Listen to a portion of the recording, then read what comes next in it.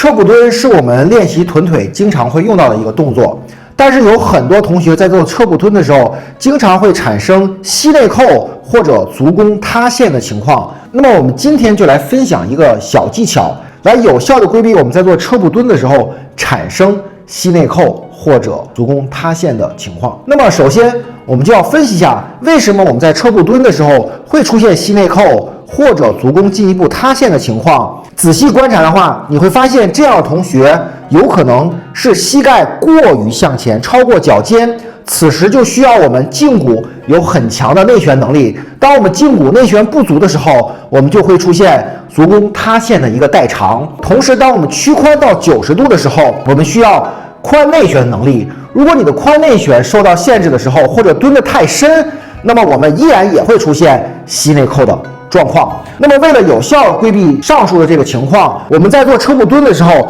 让我们的小腿微微的倾斜于地面，而不是垂直于地面，这样就给了我们一个膝盖前进的量，给了我们足背区充分的一个空间，也能有效的避免我们在做弓步蹲的时候膝盖去超过脚尖。还有一种方式，为了避免我们的膝盖超过脚尖，我们可以让我们的脚尖顶住墙面。当你侧步蹲的时候，这样墙面就给了我们一个提示，通过墙面可以很好的去规范我们这个动作，有助于我们在弓步蹲的时候避免产生膝盖超过脚尖的情况，从而引起我们膝内扣和足弓塌陷的情况。